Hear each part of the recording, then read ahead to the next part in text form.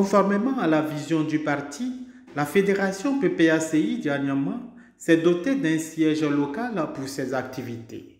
L'inauguration de ce patrimoine a eu lieu le samedi 28 juin à Anyama en présence de nombreux responsables du parti et des têtes couronnées de la commune.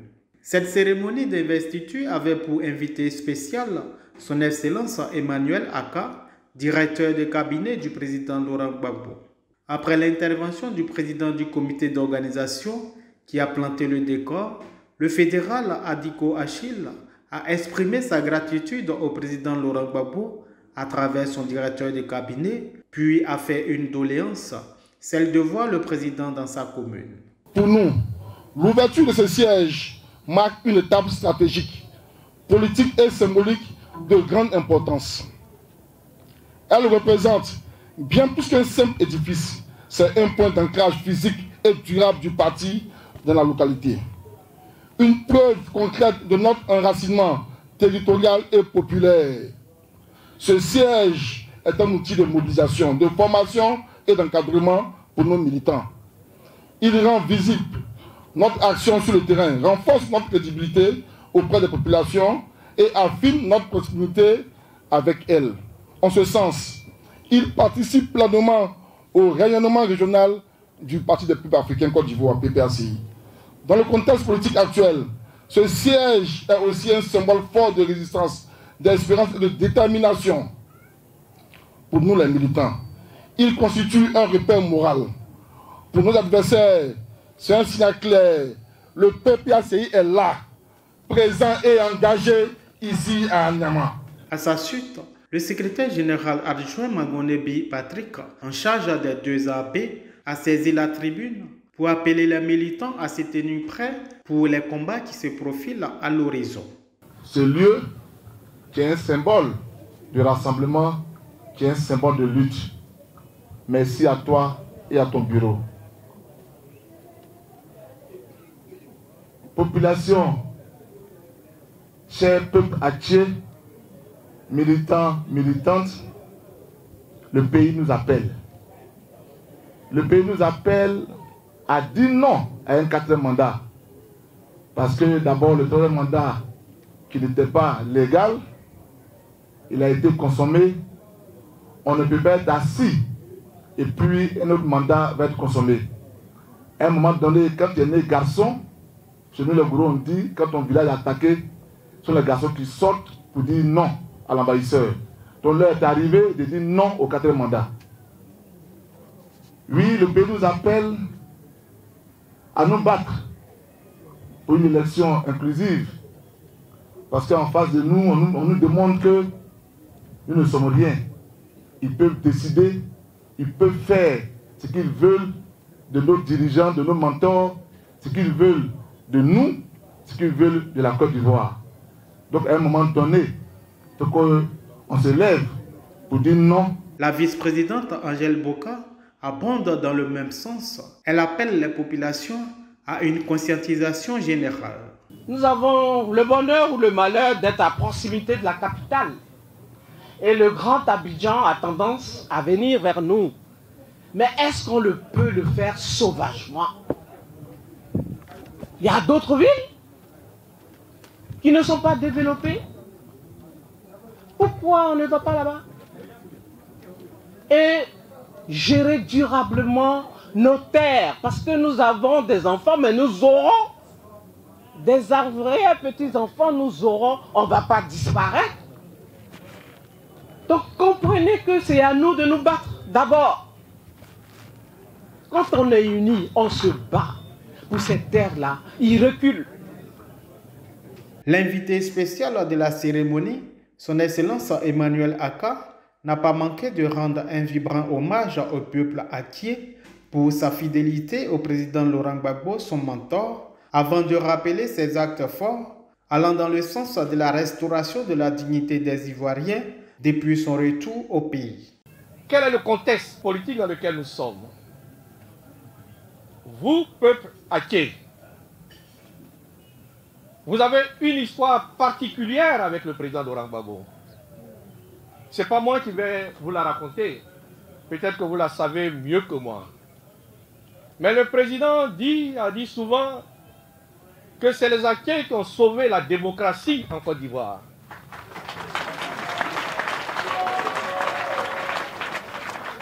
Parce que lorsque le multipartisme est venu, on aurait préféré de dire que Gbagbo ne vaut que dans sa région au pays BT.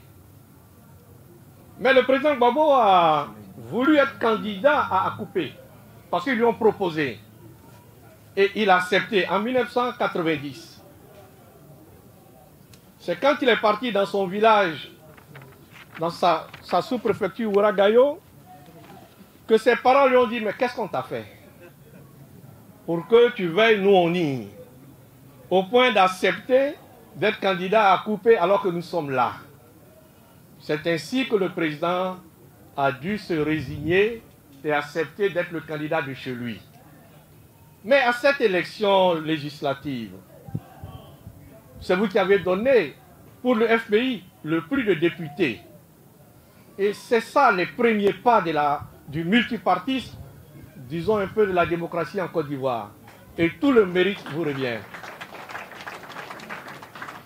Et puis ensuite, l'histoire s'est poursuivie avec les événements, avec les épreuves. Mais à la fin, en 2011, des personnes, vous savez ce que vous avez souffert. Des personnes ont été massacrées. Des personnes ont été éliminées uniquement parce qu'elles étaient athées ou abbés et qu'on les soupçonnait d'être des partisans de Laurent Gbagbo. Oui, des gens ont été tués pour ça. Donc vous n'avez pas le choix, sauf si vous trahissez vous-même. Sauf si vous renoncez à vos engagements. Sauf si vous pensez que Gbagbo n'incarne plus tout ce qu'il représentait à vos yeux. Vous n'avez pas le choix. Au moment où Gbagbo s'engage dans ce qui est son dernier combat politique, vous ne pouvez pas rester comme des spectateurs neutres.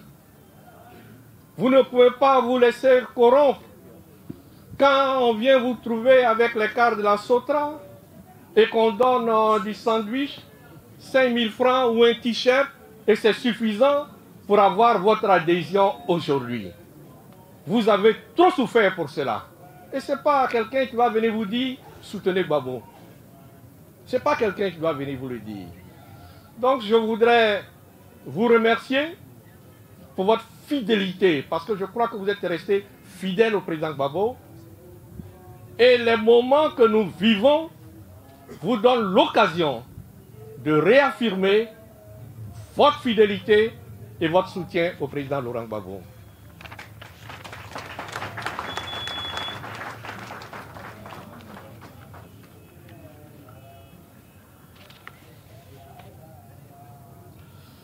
Tout a été dit. On a parlé du Kokoko. Le Kokoko, c'était quoi? Le président Gbagbo, après être revenu de La Haye, a voulu reprendre contact avec son peuple. Mais quand vous êtes resté longtemps au dehors, quand vous venez, vous tapez. C'est quand on dit c'est qui, vous dites c'est moi, et puis on dit il faut entrer. Donc le président Laurent Gbagbo, le Kokoko, c'est l'autorisation d'entrer, de vous rendre visite. Et c'est pour cela que quand vous demandez que le président Gbagbo vienne vous voir, je suppose que vous lui avez déjà dit, oui, il faut entrer. Mais nous n'avons pas cessé de dire au président Laurent Gbagbo, il faut que tu sois candidat, il faut que tu sois candidat. Mais le président Gbagbo n'est pas quelqu'un qui réagit à chaud. Il nous a écoutés, il nous a écoutés. Il y a un comité central qui s'est tenu le 9 mars 2024. Quand nous avons réitéré notre vœu, le président Laurent Gbagbo a fini par dire « Je suis votre soldat. Si vous y tenez, oui, je serai votre candidat. »